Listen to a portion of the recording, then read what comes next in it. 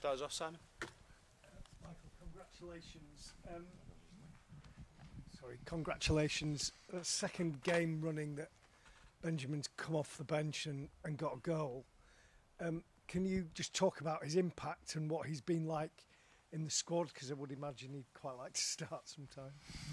Yeah, of course. Yeah, there's a bit of that. I think it's not always as extreme as well. I think there's sometimes I get why everyone's talking about it and making a bigger deal of it. But I've got a really good relationship with Ben. We've had some really good conversations, and he's in a really good place, and part of us is helping him take his steps in development and growing him as a player, and sometimes that's little steps, sometimes that's bigger steps. He's taken some huge steps recently in terms of the goals he scored and the impact and that confidence and that belief that he's playing with now is great to see, and we obviously got to manage that as well, and we got some good forwards, so it's one of those decisions that we got to try and get right. But I've got no problem with Ben, and he hasn't got an issue. He obviously wants to play, but I can't speak highly enough of how he's been and the work he's putting in and his attitude to come on and do what he's done again. I thought he's finished just with so much confidence and belief and ruthless finish, which kind of sums up where he's at the minute, which is great to see. And then Rob. Hi Michael. Similarly with Matheus Cunha, I just wonder what it's been like getting to know him over the last few weeks, because he didn't start the first few games in charge, but his contribution for the goal plus his defensive shift, which his teammates seem to really appreciate, must be really pleasing as well. Yeah, delighted. I think that was kind of where we were tonight. I think we had to put a lot into the game, and everyone did, and I think credit to Everton, they made us dig deep, and it wasn't the prettiest or the most perfect game football-wise for us, but I think, like you say, Matheus, the defensive work he put in, the effort, the work rate, in the end, his moment that we know we've got in the group to create something made the difference for us. But it comes from him defending really well in a deep position to then create that transition, So he's a great character, Matheus. Obviously got to know him, and again, I keep saying it, but we've not been together that long really, so sometimes when you get frustrated with things that you see for the team, I mean, not as an individual, but you kind of got to take a deep breath and think, we're trying to put things in place. The players are still learning. They're getting to know me. I'm getting to know them. So another big moment for Matheus. He's had a number of them since the very starting at City when he came off the bench, and he's had a big impact again today for us, and he's in a good place as well. I know you'll be looking at it game to game, but in the wider context, how much belief do you think the team can take on a weekend where teams around you drop points? Maybe earlier in the season they weren't taking those opportunities, but that must really help while you try and chase a Champions League place. Yeah, and it takes a lot of different things to win games as well, and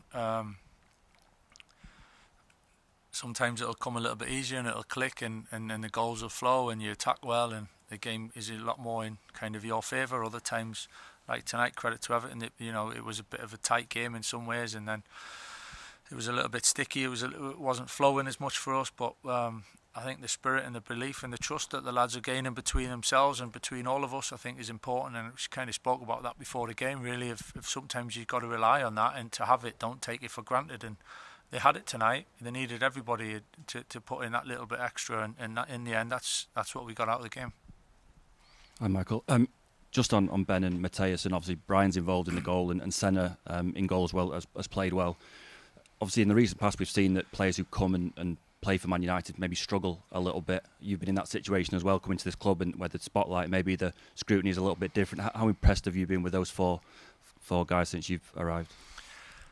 Yeah, massively, and I think that's part of it. Sometimes is learning to cope with it. And I've said it recently. I said it when I first came. Sometimes it were easy, and it's maybe rightly so at times, not so on others. Of just expecting players to perform, and sometimes there's a lot more goes into it, and feeling the environment, being comfortable in your surroundings to be able to perform is important, and sometimes it takes a little bit of getting used to, really, and whether you're starting or coming off the bench, and that's part of our job to try and manage that, but yeah, particularly Senna, I thought he was outstanding tonight. I think as a goalkeeper, really, you couldn't expect, you couldn't hope for much more. Safe hands, calm, composed, came and punched when he needed to, and calmed things down. I thought it was an exemplary kind of performance. So I was delighted for him. Michael, just following on from that on Senna, Van der Sar's been on the TV tonight. Obviously, you played with him for a long time. In terms of, I know he's got a long way to go in his career, but in terms of his calmness and that sort of understated manner, everything just looks unfussy with him. Do you see parallels in that specific bit of temperament and personality to Edwin? Yeah, I've got to be careful what I say here. Yeah, I'm not. I know what you mean. Yeah. You know what I mean. Just on that. I definitely see that similarities. Yeah, without comparing them, I don't want to be comparing them because I don't think it's fair to Senna. But there's definitely similarities. For me, as a goalkeeper, to be reliable, to be trustworthy, and instead of creating the chaos, you want him to take the chaos away and calm things down. I think Senna is that. He's quite quiet at times and unassuming, but he's got a real steeliness and. To step in, it's a big role, for some, and others talking there about coping and just being comfortable in your environment. And sometimes it takes time, sometimes not. But he's how he's gone about it at the moment is that calmness, that composure. I think it does help those in front of him an awful lot. Just on the signings and Senna in particular, Michael, is he maybe an example of how this club is starting to get recruitment right? Because he's a young goalkeeper, was relatively inexperienced in Belgium, and he's obviously kind of got what you're talking about to play for United. There's been countless games this season where teams are throwing crosses at him, and he just deals with them really, really calm. Is he, do you think, an example of maybe how things are turning here and the club are starting to get things right in terms of quality of players and character as well? In some ways, yeah. I think it's difficult for me to kind of talk about the past or not when I've not been here, but certainly the boys at the moment who have came in recently are all playing a huge part for us, which is ideal. And a major part of it is the character, and the personality, and that is a major attribute to have, especially playing here. So Senna kind of, the jump that he's had it's a big jump, no disrespect, but it's a huge jump for the one he made, and to take it like he has done and just get on with things speaks volumes of his kind of personality, and he's so able to just deal with the environment and play at that level.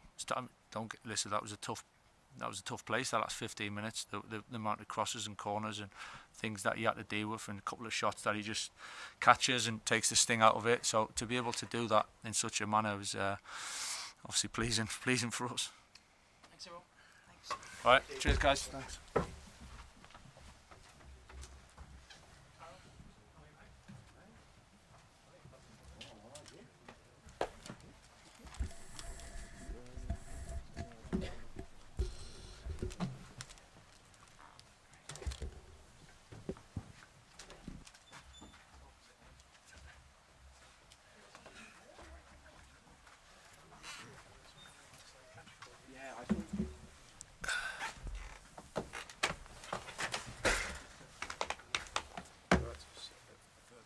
Aye, sure.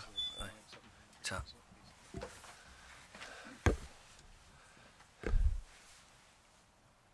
Starting us off. Bill. David, you start by getting your thoughts on the result and the performance, please. Disappointed with the result. Happy enough with the second half performance. Didn't think we'd done enough in the first half, but overall lost a really tight game. Could have easily gone in our favour. Do you think in some ways, obviously it's 7 games without win at home, but that represented a degree of progress today? You fought really hard. The relationship between the fans and the players on the pitch they seemed to fuel each other. That did feel close. I do, yeah. Thought they done well tonight. Thought the crowd done great. Thought the players done great. They have done all season. Would it be possible you made 3 changes? Obviously, we know Jake O'Brien was suspended today. Could you just talk us through what the thought process was with those changes? Just manager's decision. I thought they were the right way to go tonight, and we chose it. Not really giving up too much of my thoughts to you, to be honest. No, I can tell. Yeah. I'll pass it on then. Simon. Hi, Simon. Yeah. In a game like that, there's not a lot in the game. You could win the game, they could win the game, but they can bring on somebody who costs 70 million quid, and is that the difference? I think that was the bit he missed there in that question, that one before. Is that the difference though? In little games like that against clubs like this, they can just call on players that you can't get hold of at the moment. Look, we narrowly beat United at Old Trafford 1-0. Probably shouldn't have won on the night, but held out and got a result. I thought they were a bit fortunate tonight to win the game 1-0. I thought we were probably, certainly in the second half, looked a more likely team. But we couldn't get the goal, and it's the quality what you're talking about, the quality which costs big money. But we're just lacking that little bit where we could probably get a goal, and we didn't quite be able to do it. I mean, you said in your programme notes that your aim's are a lot different to the ones that existed for the last few years. But getting into Europe is almost a double-edged sword, because if you manage to get in, then you've got to sort the squad out, and then you've got to deal with that. Yeah. And that brings its own problems, as other teams are finding out. I found it at West Ham when we were just about to get relegated. We avoided relegation, and in the next season we made Europe. But we went on to get to a semi-final that year. So I still think that my aim would love to be that, but I'm not in the right place at the moment to talk about that, because at the moment, we're not winning the games to give ourselves a chance to hang in with the teams at the top. So I hope we can still do it. We can turn it around somehow, but not disappointed with the performance tonight. Disappointed more with the result tonight. Thanks, Simon. Ollie. Hi, David. Hi there. Irrespective of your home record, what are the challenges of moving to a new stadium? I'm partly asking because it's my first time here. It's a magnificent stadium. You've lost a few on the spin here. Are there challenges of moving to a new place? It's a question I've been asked probably half a dozen times or more, because it's crept up. I think there's probably a change. I think other teams come here and quite enjoy it. I mean, if you think of Goodison, narrow tunnel, the lights, the crowd can nearly touch you every time you're off the pitch. The crowd are nearly touch. So this is completely different for the opposition as well. It might not look it, but it's a bigger space, or feels a bigger space than what Goodison is as well. So there's ways of filling the pitch, and maybe in some ways tonight we lost a goal. We were a bit wide open, and they've counter-attacked us and got away and got a goal.